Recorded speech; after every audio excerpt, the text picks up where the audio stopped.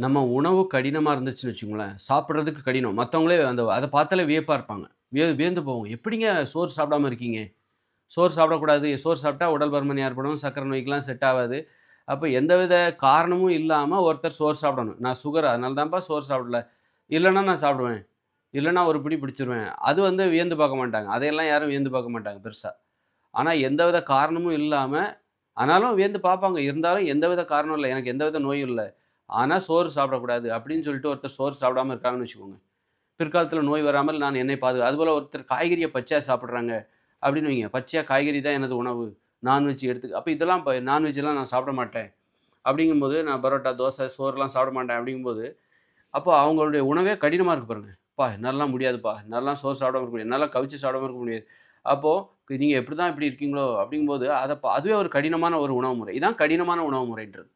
ரொம்ப ஈஸியான எளிதான உணவு முறைங்கிறது என்னது அப்படின்னா, ரொம்பவும் மட்டமான, பலவீனமான ஒரு உணவு முறை எது அப்படின்னா, இந்த சோறு, பூரி, பொங்கல், தோசை சாப்பிடுறது தான். பேக்கரி உணவு, ஐஸ்கிரீம் இது யார் வேணாலும் சாப்பிடுவாங்க. ஆமா. எல்லாராலயும் முடியிற ஒரு விஷயம். ஆனா உணவுலே கடினமான உணவு, மாமிசம் எல்லாரும் சாப்பிட முடியும். குடுத்தா எல்லாரும் சாப்பிடுவாங்க. பணம் இல்லாதனால ஒருத்தர்ட்ட அது சாப்பிட முடியாத நிலைமை வரலாம். அதுவும் ஒரு கடினமான உணவு முறை தான். எந்த வகையில அப்படின்னா, டெய்லி ஒருத்தர் மாமிசம் சாப்பிடுறாருன்னா, அவர் கஷ்டப்பட்டு உழைக்கணும். கஷ்டப்பட்டு உழைச்சா தான் நெறைய பணம் சம்பாதிக்க முடியும். அப்படிப்பட்டவர் தான் டெய்லி மாமிசம் சாப்பிட முடியும். அப்போ அதுவும் ஒரு கடினமான உணவு முறை தான். கடினமான உணவு முறை தான். ஆனா, இது எல்லாம் எளிதாவே இருந்துகிட்டு, நீ கஷ்டப்பட்டு உழைக்கணுங்கிற அவசியம் இல்லப்பா. ஒரு எளிமையான ஒருவரா ஏழையா இருந்துகிட்டே, நீ ஒரு கடினமான ஒரு உணவு முறைக்கு மாறலாம். உன்னை எல்லாருமே வியந்து பார்ப்பாங்க. கஷ்டப்பட்டு உழைச்சு பிரியாணி சாப்பிடுறாரு, மாமிசம் சாப்பிடுறாருல்ல டெய்லி. அவர விட கஷ்டமான விஷயம் எது அப்படின்னா, நீ ஏழையா இருந்துகிட்டே, ஏழையா இருக்கலாம், எளியவரா இருக்கலாம், உன்ட்ட பணம் இல்லாம இருக்கலாம்.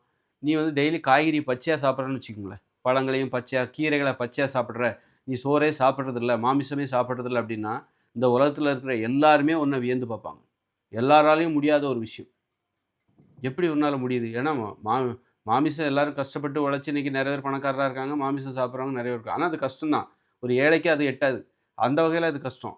அது நெறைய பேர் அந்த மாரி சாப்பிடுறவங்க நெறைய பேர் இருக்காங்க. ஆனா, அந்த மாரி பணக்காரர்களாலும், கோடீஸ்வரர்களாலும் யாராலுமே முடியாத ஒரு விஷயம். கடினமான ஒரு உணவு முறை எதுன்னா, வெறும் பச்சை காய்கறிகளை, பழங்களை, கீரைகளை, கிழங்குகளை பச்சையாக சாப்பிடுவது. சோறு சாப்பிடக்கூடாது. மாமிசம், தேனு, முட்டை, தயிர், மோர், பால், வெண்ணெய், நெய்யெல்லாம் சாப்பிடக்கூடாது.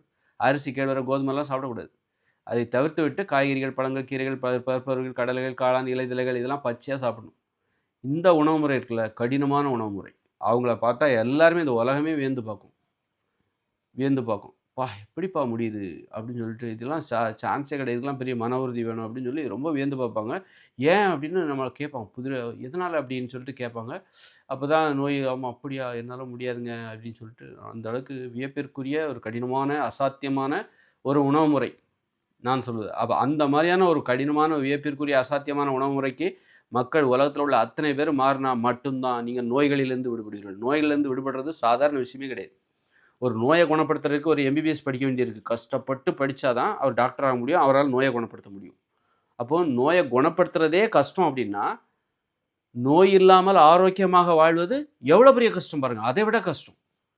அப்போ நீ எம்பிபிஎஸ் படிக்கிறதுக்கு எவ்வளோ கஷ்டப்படுற? அத விட அதிகமான கஷ்டம் எதுல இருக்கு அப்டின்னா, சோறு, பூரி, பொங்கல், தோசை, மாமிசம், மீன், முட்டை, தயிர், மோர், பால், வெண்ணெய், நெய் இதையெல்லாம் சாப்பிடாமல், வெறும் பச்சையாக காய்கறிகளை உப்பு இல்லாமல் சாப்பிட வேண்டும். அதுதான் கஷ்டம். எம்பிபிஎஸ் படிக்கிறத விட கஷ்டம். அவங்களால கூட முடியாத ஒரு விஷயம் தான் இது. இந்த உணவு முறை. கடினமான உணவு முறை. நோயை குணப்படுத்துவதை விட, நோய்களை நெருங்க விடாமல் செய்வது. நெருங்க விடாமல் செய்கிற ஒரு உணவு முறை. அப்ப எவ்வளோ கடினமான